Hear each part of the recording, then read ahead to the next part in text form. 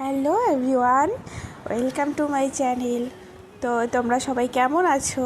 আশা করছি সবাই খুব ভালো আছো, আর আমিও খুব ভালো আছি। তো চলো, তোমাদের সামনে আমি একটা নতুন ভিডিও নিয়ে এলাম। চলো দেখা যাক। তো আজ আমি গিয়েছিলাম ময়নাগুড়ি, আর এটা হলো সেই ময়নাগুড়ি বাস স্ট্যান্ডে যাওয়ার রাস্তা। এখানে আমি আমার ভাইয়ের সাথে যাচ্ছি। তারপর ময়নাগুড়ি পৌঁছে গিয়ে আমার কাজটি কমপ্লিট করার পরে সারাদিনটাই বাকি ছিল, তো আমি ভাবলাম একটু জলপাইগুড়ি ঘুরে আসা যাক। তো এই যে বাসে করে জলপাইগুড়ি যাচ্ছিলাম। তারপর আর কি, এই বাসের মধ্যে গরমে বসে বসে আমি বাইরের দিকটা দেখছিলাম, আর এই হাওয়ার কারণে আমার চুলগুলো একদম এলোমেলো হয়ে গিয়েছিল। আর তখন আমি বসে বসে বাসের বাইরের দিকটা দেখছিলাম। না জানি আমি কি ভাবছিলাম, চুলগুলো তো আমার একদম এলোমেলো হয়ে গিয়েছিল। তবে ঘুরতে যেতে কার না ভালো লাগে বলুন? আর আমার তো ঘুরতে যেতে খুবই ভালো লাগে। রোদ গরম ঝড় বৃষ্টি যাই থাকুক, ঘুরতে যাওয়ার নাম শুনলেই আমি খুশি। আর তারপর আমি বাস থেকে নেমে চলে গিয়েছিলাম দিনবাজারে। আর এই যে টোটো আর লোকজনের ভর্তি, এর মধ্যে আর কোনো ক্লিপ নেওয়া হয়নি। আর তারপর শুধু ঘোরাঘুরি করলেও তো হবে না, একটু পেট পূজাও করতে হবে। তাই দিনবাজারে কিছুক্ষণ থাকার পরে আমি চলে গিয়েছিলাম একটা রেস্টুরেন্টে। আর রেস্টুরেন্টটা খুবই সুন্দর ছিল, চারদিকটা বেশ শান্ত পরিবেশ। আর আসলে লোকজন বেশি ছিলই না, তাই পরিবেশটা শান্ত হয়েছিল। তারপর আমরা কিছুক্ষণ পরে খাবারের অর্ডার দিয়ে দিলাম। তো চলো দেখা যাক কী কী খাবার আসছে। আর তারপর কিছুক্ষণ অপেক্ষা করার পরে আমাদের টেবিলে খাবার চলে এসেছিলো। আর এই খাবারে ছিল এই যে চিলি চিকেন, ফ্রাইড রাইস আর এগ মশালা। আর ফ্রাইড রাইস আর চিলি চিকেন আমার খুবই প্রিয়। আর চোখের সামনে যদি এত সুন্দর এত টেস্টি স্পাইসি খাবার থাকে তবে কি আর ওয়েট করা যায়? তাই আমি একটু দেরি না করে তাড়াতাড়ি করে আমার প্লেটের মধ্যে ফ্রাইড রাইস আর চিলি চিকেনটা নিয়ে নিলাম।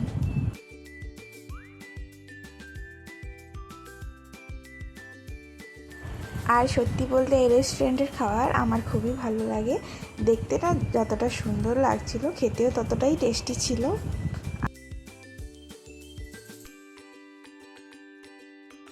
আর এখানে আমি খেতে খেতে কিছু ভিডিও করছিলাম, সত্যি বলতে ঢং করছিলাম আর কিছুই না।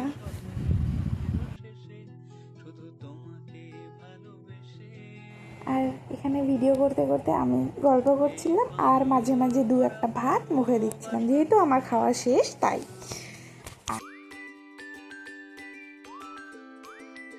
খাবারটা যেহেতু খুবই টেস্টি ছিল তাই একদম পেট ভরে খেলাম। আর এই যে থালা একদম পরিষ্কার। তারপর খাওয়া দাওয়া করে আমরা বেরিয়ে পড়লাম বাড়ি যাওয়ার উদ্দেশ্যে।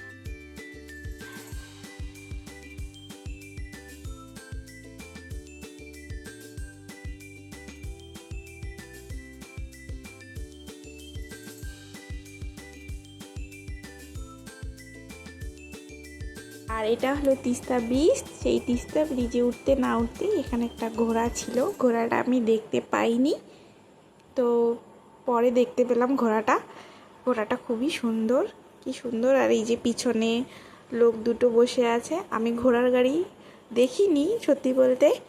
তো এই যে ঘোড়াটাকে দেখতে খুবই ভালো লাগছিল।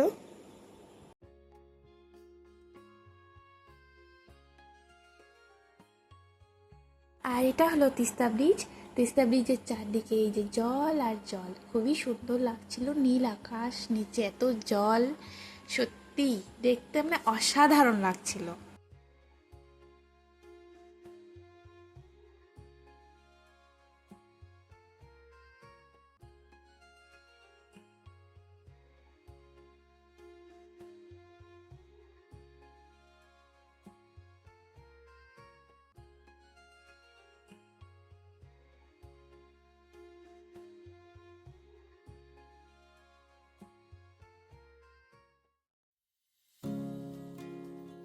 আর তারপর আমরা সেই হাই রোড বাদ দিয়ে আমরা চলে এলাম এই রাস্তা।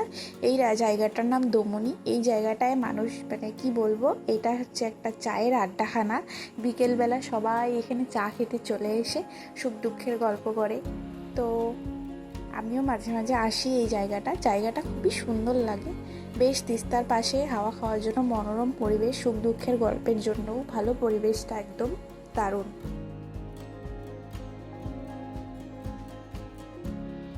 এই যে চারদিকে সারি সারি চায়ের দোকান, মোমোর দোকান, চাউমিনের দোকান, আর এই যে লোকজনের ভিড় অতটাও নেই, তবে বিকালবেলা এখানে প্রচুর ভিড় হয়।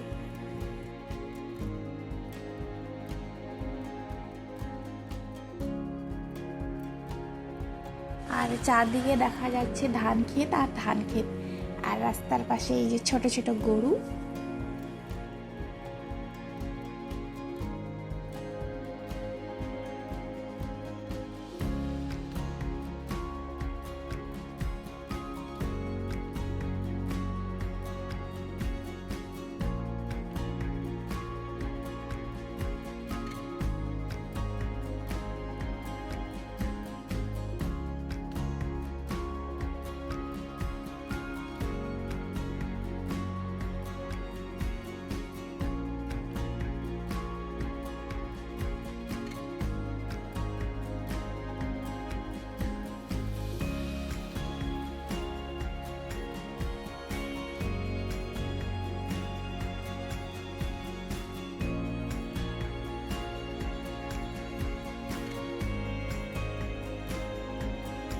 আর তারপর আমরা চলে এলাম এই সরু রাস্তাটার চারদিকে এই যে কি সুন্দর ধান ক্ষেত আর সবুজ গাছপালা দিয়ে ভর্তি। এসবের কারণেই রাস্তাটাকে খুবই সুন্দর লাগে দেখতে।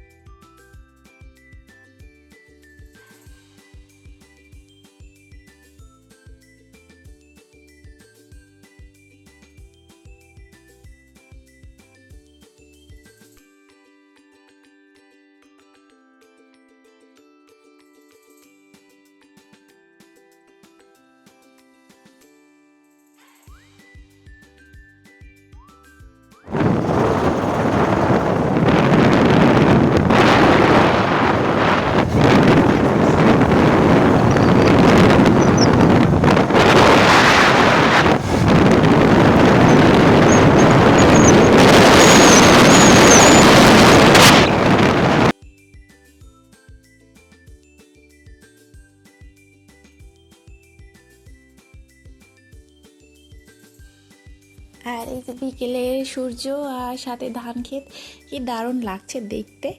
আর তারপর আমরা ধীরে ধীরে চলে এলাম বাড়ির দিকে। আর যেহেতু সন্ধ্যা হয়ে এসেছিল আর কিছুই দেখা যাচ্ছিল না। তো তোমাদের সাথে দেখা হবে আবার নেক্সট ভিডিওতে। ভালো লাগলে অবশ্যই লাইক কমেন্ট করবেন। টাটা।